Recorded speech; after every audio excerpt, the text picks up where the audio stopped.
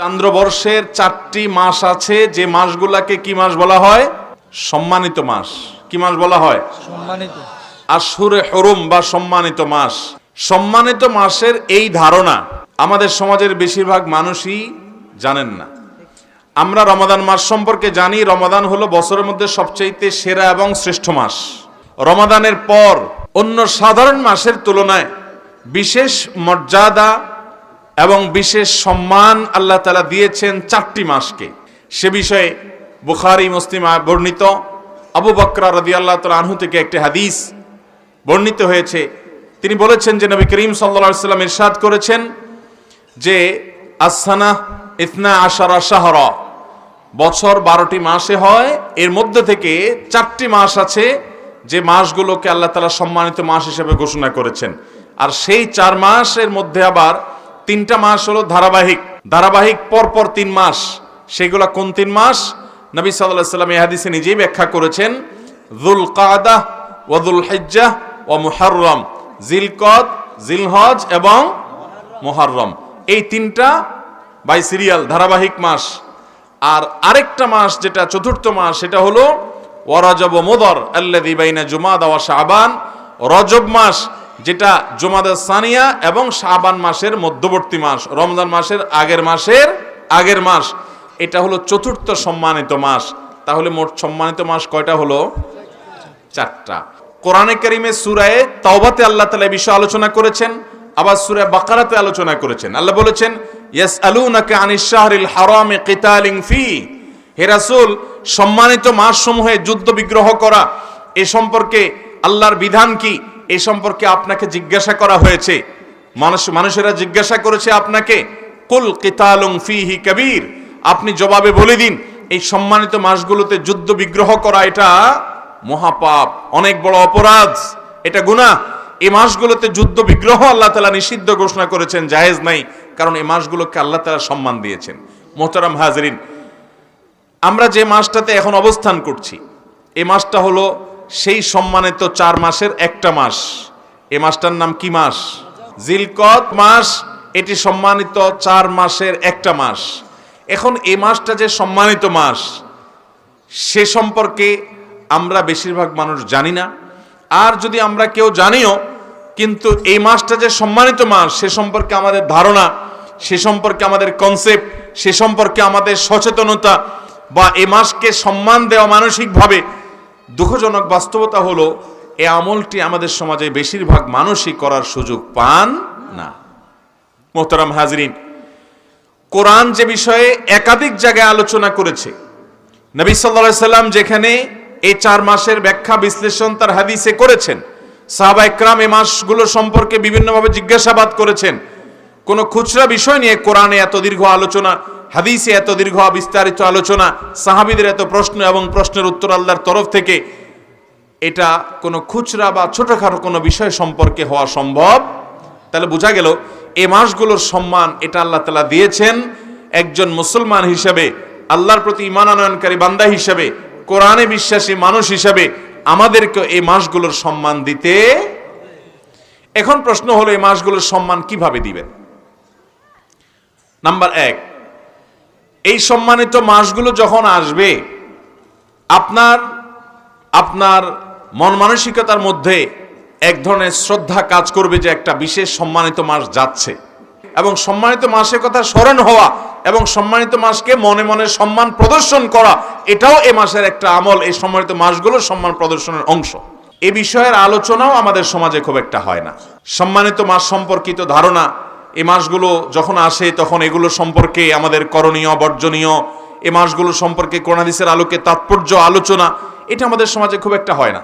এখন থেকে আসুন আমরা নিয়ত করে নেই, আমার জীবনের প্রতি বছর যখন রজব মাস আসবে, যখন জিলকদ, জিলহজ, মুহররম এই 3টা মাস অতিবাহিত হবে, এই সময়গুলোতে আমরা আল্লাহর দেওয়া সম্মানিত মাস যাচ্ছে এই কথা মাথায় রেখে এই মাসগুলোর প্রতি মনে মনে সম্মান প্রদর্শন করব ইনশাআল্লাহ।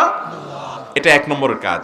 নাম্বার 2, এই মাসগুলোতে আমাদের রুটিন যে কাজগুলো আছে, 5 ওয়াক্ত নামাজ অন্য মাসেও ফরজ, এই মাসেও 5 ওয়াক্তই ফরজ, অতিরিক্ত কোনো ওয়াক্ত নাই, অতিরিক্ত কোনো নামাজও এই 4 মাসে পড়ার জন্য নির্দেশ করা হয় না, এই 5 ওয়াক্তই। এবং অন্যান্য মাসে যে সমস্ত ফরজ বিধানগুলো আমাদেরকে মেনে চলতে হবে, সম্মানিত মাসগুলোর সম্মানার্থে সেই ফরজ বিধানগুলোকে একটু বিশেষ গুরুত্বের সাথে করব। আপনি অন্য সময় ফজরের নামাজের ব্যাপারে আপনার গাফিলতি আছে, সম্মানিত মাস সেজন্য আপনার রুটিনে নামাজের গুরুত্বটা বিশেষভাবে গুরুত্ব পাবে, যে সম্মানিত মাসেও কিভাবে আমি নামাজ তরক করি। অন্যান্য মাসে আপনি জামাতের ব্যাপারে এত গুরুত্ব দেন না, কিন্তু সম্মানিত মাসের সম্মানে আপনি জামাতের ব্যাপারে গুরুত্ব দিবেন। অর্থাৎ সাধারণ রুটিন আমলগুলোই সম্মানিত মাসের কারণে বিশেষ গুরুত্ব দেব ইনশাআল্লাহ। নাম্বার 3, সম্মানিত মাসের সম্মানার্থে আমরা অন্যান্য মাসে পাপাচার গুনাহে লিপ্ত হওয়া সেটা যেরকম অপরাধ, সম্মানিত মাসে গুনাহে লিপ্ত হওয়া ডাবল অপরাধ। কারণ আল্লাহ তাআলা সম্মান দিয়েছেন যে মাসকে, সে মাসকে আপনি অসম্মান করেছেন, সে মাসে আল্লাহর নাফরমানি করেছেন। কেউ বিড়ি সিগারেট খাইলো, সে গুনাহ করলো, মুরব্বীদের সামনে খাইলো, অন্যদের সামনে খাইলো, সে বেয়াদবি করলো। কিন্তু একই কাজ যদি নিজের বাপের সামনে করে, শ্বশুরের সামনে করে, তাহলে বেয়াদবি ডবল হবে না? ঠিক একইভাবে অন্য মাসে আপনি হারাম জিনিস মোবাইলে দেখলেন, হারাম কথা মুখে বললেন, হারাম কাজ সম্পাদন করলেন, সেটা অপরাধ, সেটা গুনাহের কারণ। কিন্তু সম্মানিত 4 মাসে আপনি যদি এই গুনাহের কাজগুলোই করেন, তাহলে সেক্ষেত্রে আপনি অপরাধের ক্ষেত্রে ডাবল অপরাধ করলেন, সম্মানিত মাসের সম্মান নষ্ট করলেন, সম্মানিত মাসকে অসম্মান করলেন। আল্লাহ তাআলা কোরআনে কারীমে সূরা তাওবার 36 নম্বর আয়াতে বলেছেন, ফালা তাজলিমু ফীহিন্না আনফুসাকুম, সম্মানিত মাস যখন আসবে তখন তোমরা নিজেদের প্রতি অবিচার করো না। অর্থাৎ এই মাসগুলোতে গুনাহ, পাপাচার এবং আল্লাহর নাফরমানি, আল্লাহর অবাধ্যতা, এই কাজগুলো এই মাসগুলোতে করবে। তাহলে 3 নম্বর আমলও পেয়ে গেলাম। আল্লাহ আমাদেরকে তৌফিক দান করুন। নাম্বার 4, সম্মানিত মাসে যুদ্ধ বিগ্রহ করতে আল্লাহ তাআলা নিষেধ করেছেন। আল্লাহ তাআলা বলেছেন, ইয়াসআলুনাকা আনিশ শাহরিল হারামি কিতালিন ফীহি, হে রাসূল সম্মানিত মাসে যুদ্ধ বিগ্রহ করা সম্পর্কে আপনার কাছে জিজ্ঞাসা করে তারা, কুল কিতালুন ফীহি কাবীর, আপনি তাদেরকে জানিয়ে দিন যে এই মাসে যুদ্ধ বিগ্রহ করা এটা মহাপাপ এবং আল্লাহর পথে আসতে মানুষকে বাধা দান করার শামিল, জঘন্য অপরাধ।